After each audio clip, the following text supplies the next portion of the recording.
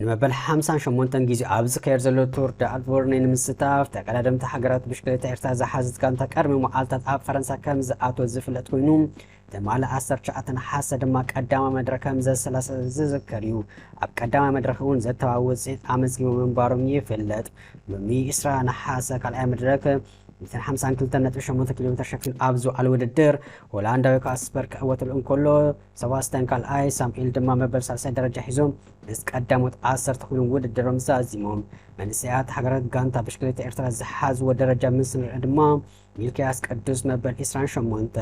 ኤፍሬም ገብረ ህይወት 37 መሓርት ወልደ 81 ናሆም ዘርአይ 101 ኒያት ርእሶም 118 ሴላ ወልደ ሚካኤል 154 ደረጃ ሒዞም ውድድሮም በሰላም ዛዚሞም ኣለው ጽባሕ 21 ነሓሰ ሳልሳይ መድረክ 253.7 ኪሎሜትር ሸፊኑ ክእልዩ ጽቡቕ ዕድል ነተቀዳደምቲ ብሽክሌታ ኤርትራ እዚ ከምዚ እንኮሎ ነበር 77 ጊዜ ኣብ ዝከይድ ዘሎ ላቮልታ እስፓኛ መርሐ ቅዱስ ይሳተፍ ከም ዘሎ ዝፍለጥ ኮይኑ ብ20 ነሓሰ ካብ ዶንቦሽ ሆላንድ ተበጊሱ ኣብ ኦትሪክ ሆላንድ ዝተዛዘመ ውድድር መርሐ ቅዱስ መበል 169 ደረጃ ሒዙ ውድድሩ ዛዚሙሎ እዚ ካልኣይ መድረክ 175.1 ኪሎሜትር ይሸፍኑ ኢሉ ጽባሕውን 21 ነሓሰ 193.2 ኪሎሜትር